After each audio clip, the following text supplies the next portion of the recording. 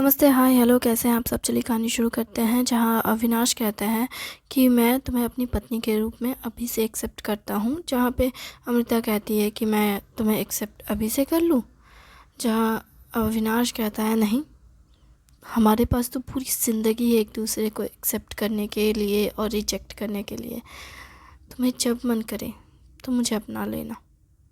एक बात याद रखना, ऐसे बहुत सारे रिश्ते हैं जहाँ पे रिश्ते बन तो जाते हैं लेकिन उसमें दो लोग कभी खुश नहीं रह पाते, क्योंकि वो दोनों एक दूसरे को पूरे दिल से अपना ही नहीं पाते। यहाँ तो हम दोनों ही एक दूसरे को दिल से अपना चुके हैं, बस अपने रिश्ते को अपनाने की बारी है हमारी।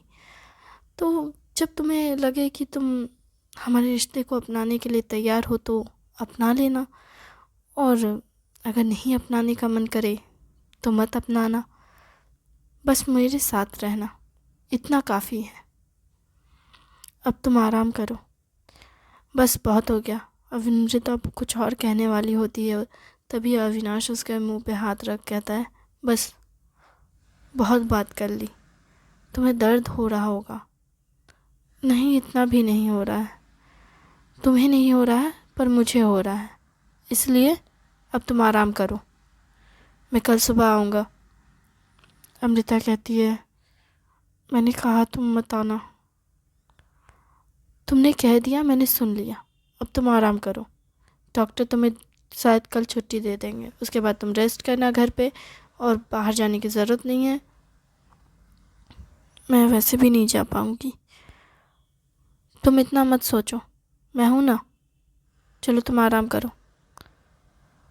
ठीक है। वो आराम से लेटती है। फिर अविनाश वहीं बैठा रहता है और उसके सर को सहलाते रहता है। जहाँ विमजिता कहती है, तुम जाओ, मैं सो जाऊँगी। नहीं, तुम सो जाओ, फिर मैं जाऊँगा। तुम्हारा दिमाग बहुत चलता है और वो भी अच्छी चीज़ों में नहीं चलता, बेफालतू की पता नहीं क्या कौन सी चीज़ चलेगा। इसलिए जब तक तुम सो नहीं जाती तब तक मैं यहाँ से नहीं जाऊँगा। पता नहीं, मुझे समझ नहीं आता लड़कियाँ इतना सोचती क्यों हैं। तुम नहीं समझोगे? हाँ, मैं नहीं समझूँगा, क्योंकि मुझे नहीं समझ आता। इतना दिमाग चलाने की ज़रूरत क्या है तुम्हें? खुद को थकाती हो, दूसरों को थकाती हो, खुद भी परेशान रहती हो, दुखी रहती हो, दूसरों को भी परेशान और दुखी कर देती हो। क्या मैंने तुम्हें परेशान किया? नहीं, लेकिन बिना बात किए ही जब तुम इस तरह से परेशान घूमती रहती हो ना, तो ऑटोमेटिक सामने वाला इंसान परेशान हो जाता है, क्योंकि समझ नहीं आता कि तुम किस बात से परेशान हो, और इस बात को सोच सोच के हम परेशान हो जाते हैं। I am sorry. तुम्हें कोई परेशानी है तो तुम बताया करो। मैं कहीं भागा नहीं जा रहा हूँ, मुझे बताओ। उस दिन भी जब पता नहीं उसने क्या किया तुम्हारे साथ, जो तुम पूरी रात रो रही थी, लेकिन तुमने मुझसे कुछ नहीं कहा। पता है, मैं रात भर सो नहीं पाया ठीक से, क्योंकि मैं इस बात से परेशान था कि आखिर तुम्हारे साथ हुआ क्या है। तुम मुझसे बात नहीं करती हो, ठीक है, ओके, लेकिन अपनी प्रॉब्लम तो शेयर करो मुझसे। क्या मैं इतना बेकार हूँ कि तुम मुझसे अपनी प्रॉब्लम भी शेयर नहीं कर सकती? I am sorry. बस एक सॉरी। हमेशा तुम सॉरी क्यों कहती हो, मुझे समझ नहीं आता। खैर, मैं ठीक हूँ, ओके। तुम्हें ये करना पसंद है, लेकिन सॉरी कहना ठीक है, लेकिन तुम अपनी प्रॉब्लम कह क्यों नहीं सकती मुझसे? क्या मैं इतना बुरा हूँ? सिर्फ इतना ही नहीं, अभी जो तुमने प्लान बनाया, मैं कितना डर गया था पता है। जब डॉक्टर ने कहा तुम्हारी आंखों में, मैं सोच भी नहीं पा सकता कि तुम्हें कितना पेन हो रहा होगा, तुम्हें कितना दर्द हो रहा होगा उस आदमी की। I am sorry. अविनाश रोने लगता है ये सब कहते हुए, जहाँ अमृता कहती है आई एम सॉरी, और अविनाश के आंखों के आंसुओं को पोंछती है और कहती है आई एम सॉरी, और फिर उसे किस करने लगती है। हाँ, जब वो उसे किस करती है तो वो ऑटोमेटिक शांत हो जाता है और कहता है उसे गले लगाकर, मुझे भी माफ़ कर दो, मुझे और थोड़ा तुम्हें जानना चाहिए, तुम्हें समझना चाहिए। मुझे और अपनी बुद्धि लगानी चाहिए, है ना। इस बात को सुन के अमृता हंसने लगती है और कहती है, तुम्हारे पास बुद्धि बहुत है। पता है, मैंने ऐसे कई लड़के देखे जिनके पास लड़कियों को समझने की इतनी कैपेसिटी नहीं होती है, क्योंकि वो समझना ही नहीं चाहते। उन्हें लगता है कि हम सीधे हैं, वो भी सीधे सीधे बोल देगी, पर हमें समझना होगा कि तुम कभी सीधे कह नहीं सकती। पता नहीं क्यों, लेकिन तुम कभी सीधे नहीं कह सकती, ये मैं समझ चुका हूँ। मुझे खुद समझना होगा कि तुमसे कुछ जानना है, कुछ समझना है, तुम्हारी प्रॉब्लम को समझना है, तो मुझे तुमसे इस तरह से बात करनी होगी जैसे कि तुम मुझे बता सको। तो क्या मैं ये समझ सकता हूँ, या क्या मैं इतना अच्छा हूँ कि तुम मुझे अब अपनी प्रॉब्लम बता सकती हो? हाँ, मैं बता सकती हूँ। प्रॉमिस? प्रॉमिस। छोटी से छोटी बात है। बता दूँगी। वो अपना हाथ आगे करता है और पूरे एक्साइटमेंट के साथ कहता है, सच में ना? बताओगी ना मुझे? ये नहीं कि तुम बाद में फिर आधी बात अपने अपने पास अपने पेट में रख लिया और आधी बात मुझे बताया। पूरी बात बतानी होगी। हाँ ठीक है, बता दूँगी। ठीक है, तो प्रॉमिस तो? हाँ ठीक है, अब सो जाओ। ठीक है। वो उसे प्रॉमिस करती है और उसके बाद अविनाश उसे सुलाता है। अमृता सोने के बाद फिर अविनाश कमरे से बाहर निकलता है। उसके बाद वहाँ पे उसके दोस्त रहते हैं, डॉक्टर रहते हैं, और अमृता के बॉस रहते हैं। सभी उसे कहते हैं, लगता है तुम दोनों के बीच बात बहुत अच्छी हो गई। हाँ, पर इस बात डॉक्टर कहते हैं, सब उसे कॉन्ग्रेचुलेट करते हैं, लेकिन डॉक्टर फिर शांत होकर कहते हैं, अविनाश, मुझे तुमसे कुछ कहना था। क्या? देखो, एक लड़की के लिए ना उसका फेस बहुत मायने रखता है, और अमृता का चेहरा मैंने देखा है, वो काफ़ी जल गया है। हाँ, लेकिन वो तो ठीक हो जाएगा, पर जले हुए के भी निशान रहते हैं। हाँ, तो क्या हो गया उसमें? वो ठीक हो सकता है, लेकिन वो निशान रहेंगे। पर उसके कुछ क्रीम्स वगैरह भी तो आते हैं ना। हाँ, लेकिन गारंटी नहीं है कि पूरी तरीके से ठीक हो पाएगा या नहीं, निशान जाएगा कि नहीं। लेकिन हाँ, मैं कह सकता हूँ कि कोशिश की जा सकती है, लेकिन अगर नहीं गए निशान तो उसे बहुत अजीब सा लगेगा। और इस बारे में सर भी बोलते हैं। हाँ, मैं समझ सकता हूँ, और मैं ऑफ़िस में भी सब कुछ बता दूँगा, ताकि अमृता जब ऑफ़िस आए तो उसे कभी भी ऐसा अनकंफर्टेबल फील ना हो। हाँ, आपको भी ख्याल रखना होगा, क्योंकि इससे उसके जॉब पे, उसके पर्सनल ओपिनियन पे बहुत फ़र्क पड़ेगा। एक लड़की का मतलब कहा जाए तो खुद का आत्मविश्वास काफ़ी हद तक उसके फेस से हो जाता है। अगर वो सुंदर दिखती है तो उसे खुद पे बहुत प्राउड वाली फीलिंग आती है, और अगर वो अजीब सी दिखने लगेगी तो उसे थोड़ा अजीब सा फील होने लगेगा। और ख़ास करके जो लड़कियां का पहले से ही सुंदर है, उसके साथ अगर ऐसा कुछ हो जाए तो वो बहुत अंदर तक टूट जाती हैं। तो तुम्हें केयरफुल रहना होगा। उसे कभी ऐसा फील मत कराना कि मैं समझ गया, मैं उसे बहुत अच्छे से ट्रीट करूँगा। उसे कभी ऐसा फील नहीं होने दूँगा कि आप फ़िक्र मत कीजिए। मैं उसे ऐसा कभी नहीं महसूस होने दूँगा कि वो सुंदर नहीं है, बल्कि मैं उसे हमेशा ऐसा फ़ील कराऊँगा कि वो दुनिया की सबसे खूबसूरत लड़की है। ठीक है, मुझे तुम पे भरोसा है, इसलिए तुमसे ये बात कही। हाँ, और हम सब भी तो हैं ना उसे चेयर करने के लिए। हाँ, बस मुझे छोड़कर, क्योंकि अगर वो मुझे देखेगी तो ऑकवर्ड महसूस करेगी। हाँ, तुम बिल्कुल उसके सामने मत जाना, लेकिन काफ़ी हद तक तुम भी उससे बात कर सकते हो। खैर, ये सब हो जाएगा धीरे धीरे ठीक। फ़िलहाल हमें घर जाना चाहिए, सर आप इतनी रात गए भी हमारे साथ हैं अपने घर जाने के बजाय, उसके लिए आपका शुक्रिया। अरे इसमें शुक्रिया की बात क्या है, अमृता मेरी कलीग्स हैं, मेरे साथ काम करती हैं, उसके बिना तो मेरा ऑफ़िस का आधा से ज़्यादा काम हो ही नहीं सकता। वो बहुत मायने रखती है मेरे लिए, और सच कहूँ तो ये सब मेरी ही गलती है। अगर मैंने उसे हायर नहीं किया होता तो ये सारी प्रॉब्लम होती ही नहीं। नहीं सर, इसमें आपकी प्रॉब्लम नहीं है, मतलब आपकी गलती नहीं है, गलती उसी की है। वो हमेशा से अमृता पे नज़र रख रहा था। क्या? हाँ, अमृता ने मुझे बताया कि वो उसके घर के पड़ोस में रहता था। पड़ोस में रहता था? हाँ, वो बचपन से ही उसे देख रहा है। बड़े होने के बाद अमृता जब यहाँ आ गई इस शहर में तो वो वहाँ रह गया, लेकिन उसे बाद में पता चलते गया कि अमृता क्या कर रही है, नहीं कर रही है। धीरे धीरे जब वो थोड़ा कैपेबल हुआ तो वो भी उस शहर से इस शहर आ गया, और जब वो यहाँ आया तो उसे पता चला कि अमृता का पहले से एक बॉयफ्रेंड है जो कि मेरा फ्रेंड है। तो उस टाइम वो पीछे हटा हुआ था काफ़ी वक्त तक, लेकिन उसने कभी हार नहीं मानी और अमृता के ही ऑफिस में जॉब करने की सोची। लेकिन उसी दौरान अमृता का ब्रेकअप हो गया। ये सुनकर वो बहुत खुश था और वो चाहता था कि अमृता से वो दोस्ती करे, लेकिन उस वक्त पता नहीं कैसे उसकी दोस्ती नहीं हुई, और उस वक्त मैंने भी अमृता को ऐसे प्रपोज़ कर दिया कि वो मेरे साथ रहे।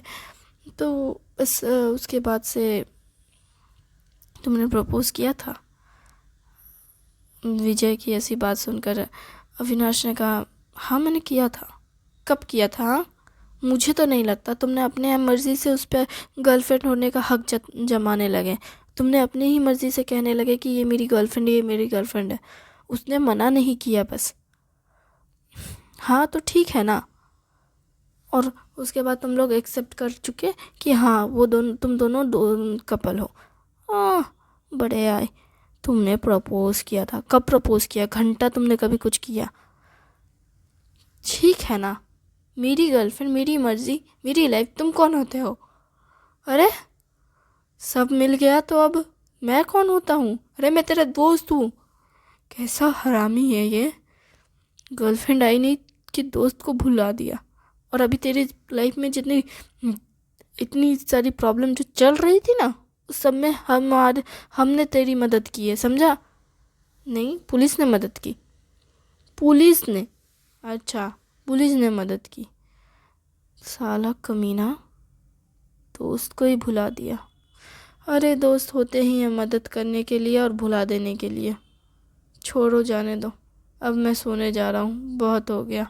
आनंद ये बात कहकर जाने लगता है, जिस पर अविनाश उसे उसका हाथ पकड़ खींच कर उसे गले लगाता है। अरे मैं तेरी गर्लफ्रेंड नहीं हूँ, क्यों चिंता कर रहा है? मुझे इस तरह से गले लगाना बंद कर, बेशरम। इतना है तो जाके अपनी गर्लफ्रेंड को गले लगा। अरे यार माफ़ कर दे, पर थैंक यू, सच कह रहा हूँ। फिर से वो बाहें खोल कर अपने सारे दोस्तों को गले लगाता है, जिस पर डॉक्टर और सर कहते हैं, यार हमने कुछ गुनाह किया है क्या? क्या हम इस सब में शामिल नहीं हो सकते? हाँ बिल्कुल, आ जाइए। फिर वो एकदम जैसे फुटबॉल टीम के राउंड के जैसा एकदम गोल शेप में वो सर्कल में गले लगाए हुए बैठे रहते हैं और कहते हैं, सच में हमको एक मूवी की याद आ गई। डॉक्टर कहते हैं, कौन सी मूवी? गोलमाल मूवी। तुम्हें गोलमाल मूवी का सीन याद है, जहाँ पे वो लोग चर्च के बाहर ऐसे ही गले लगा के रहते हैं और कहते हैं, हमें लगता है कि हम फुटबॉल टीम के एक क्या बोलते हैं, प्लेयर्स की तरह। हाँ वो डायलॉग मुझे भी याद है, कितना मस्त था।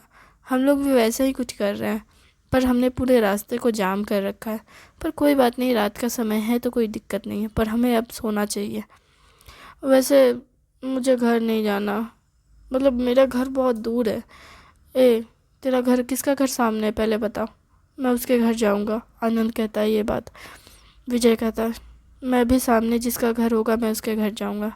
सर कहते हैं, मेरा घर तो बहुत दूर है, मैं तो चला। सर भाग कर जाने लगते हैं। तभी सब लोग नोटिस करते हैं कि सर का घर तो सामने है। तो सब कहते हैं, अरे सर आपका घर सामने है, हमें आपके घर जाना है, सर रुकिए सर। जाओ वो तो चलेगा, अब किसका घर सामने है? डॉक्टर कहते हैं, मेरा घर सामने नहीं है, क्योंकि मैं क्लिनिक में ही पड़ा रहता हूँ। क्या? हाँ, मेरा क्लिनिक है और क्लिनिक के बगल में ही कमरा है, तो मैं वहीं रहता हूँ और वो बहुत दूर है। ठीक है, मैं समझ गया, आपके घर नहीं जाया जा सकता, मेरे घर भी नहीं जाया जा सकता क्योंकि मेरा घर भी दूर है। तो अब कहाँ जाए? सब विजय की ओर देखते हैं और कहते हैं, विजय हम सब तुम्हारे घर आ रहे हैं। नहीं, मेरे घर नहीं, बिल्कुल नहीं, तुम लोग मेरे घर क्यों जाओगे? विजय भागते हुए जाने लगता है, सभी लोग उसके पीछे पीछे जाने लगते हैं और कहते हैं, यार चल यार, कंधे पे हाथ रख। सब एकदम वैयारी वाली फीलिंग देते हुए सब जाते हैं अपने घर विजय के। और घर जाते हुए देखते हैं, घर का दरवाज़ा खोलते ही सब देखते हैं, हाँ लगता है ये सिंगल एक लड़के का रूम है। डॉक्टर तो सबसे पहले यही बोलते हैं और कहते हैं, वैसे मेरे ऑफिस की हालत इससे बेटर है। हाँ, आपकी ऑफिस की हालत तो बेटर होगी ही क्योंकि पेशेंट आते हैं। आप बताएं आपके कमरे की हालत कैसी है? इस पे डॉक्टर सर झुका के खड़े हो जाते हैं और कहते हैं, मेरे कमरे की हालत बेहतर है, तुम्हारे घर से तो बेहतर है। क्या सच में? तब तो मुझे आपके घर सुबह आनी चाहिए। मैं आपके घर सुबह आऊँगा और मैं आपके घर की तस्वीरें खींचूँगा, वो भी पूरे कैमरा के साथ। वो भी पूरे कैमरा के साथ का क्या मतलब? कैमरा कैमरा होता है? अरे मतलब HD क्वालिटी वाली फ़ोटोज़ खींचूँगा। इतनी अच्छी फ़ोटोज़ खींचूँगा ना कि पूरे सोशल मीडिया में उसे वायरल करूँगा और कहूँगा, हैशटैग लिख के दूँगा कि हैशटैग डॉक्टर का घर। एक डॉक्टर का घर कितना मेसी हो सकता है? किताबों से भरा हुआ पूरा बरंडा और चारों तरफ से टपकती हुई किताबों के कागज़ों के पेपर्स, है ना? मुझे लगता है कि मैं कागज़ फाड़ फाड़ के, किताबों के पन्ने फाड़ फाड़ के इधर उधर फेंकता हूँ। क्या पता आप कैसे रहते हैं, ये तो मैं कल जाकर देखूँगा। तुम मेरे घर नहीं जा सकते, मैं तो आपके घर जाऊँगा। वैसे भी छुट्टी पे हूँ, समझें आप? अभी मैं बहुत छुट्टी पे हूँ, बहुत जल्दी आ गया हूँ, तो कल मैं आपके घर जाऊँगा। मेरा तो प्लान बन गया कल का। अब तुम लोग अपना अपना देख लो। ये तो जाएगा हॉस्पिटल अपनी गर्लफ्रेंड का ख्याल रखने, ठीक है? और सर तो जाएंगे अपने ऑफिस, वो तो पहले ही भाग लिए अपने घर। ये जाएंगे क्लिनिक और इनके साथ जाएंगे हम। तो अब तुम दोनों बताओ, तुम दोनों का क्या प्लान है? यार हम तो कल सोएंगे। यार तुम दोनों को सोने के अलावा कुछ नहीं सोचता? यार थके हुए हैं, रात के 12 बज रहे हैं, पता भी है? तुम लोगों को काम है तो जाओ करो, मैं तो छुट्टी पे हूँ और मैं रेस्ट करूँगा। वैसे भी कल का दिन ही है, परसों से फिर मुझे ऑफिस ज्वाइन करना है। हाँ यार, मुझे वो ऑफिस ज्वाइन करना है परसों से। हाँ, मैं तो कल रेस्ट करूँगा, इसलिए अच्छे से कमरे को क्लीन करके जाना। हाँ, वो क्या है ना, मेसी कमरे में नींद नहीं आती है ढंग से। तो आज क्यों सो रहे हो? जाओ निकलो यहाँ से, मेरे घर में ऐसे नखड़ेबाज लोगों की कोई जगह नहीं। ओह, नखड़ेबाज बोलने वाले इंसान, तो किसको नखड़ेबाज कह रहा है? तेरा दोस्त हूँ मैं, और अपने दोस्त के घर को ऐसे मतलब क्या बोलते हैं वो, अनाथों की तरह देखकर बहुत दुख हो रहा है। तुम मेरे घर को अनाथ बोल रहे हो? हाँ, इसकी शादी करा देनी चाहिए थी। सिंगल इंसान के साथ ऐसा ही होता है, डबल इंसान रहते तो घर साफ होता। ये कहाँ का लॉजिक है भाई? अगर कोई लड़का मैसी तरीके से रह रहा है तो शादी करा दो। वो लड़का अगर खुश है अकेले तो शादी करा दो। दुख होना चाहिए उसके जीवन में। वाह, मुझे नहीं करनी शादी वादी। शादी करके किसका भला हुआ है ये मैं जानता नहीं हूँ क्या? शादी करके बहुतों का भला हुआ है। शादी करना इस दुनिया का सबसे खूबसूरत एहसास है, तुम्हें पता है क्या? अगर नहीं पता तो हमारे प्यारे से दोस्त से सीखो, जानो। थैंक यू वेरी मच इस कहानी को सुनने के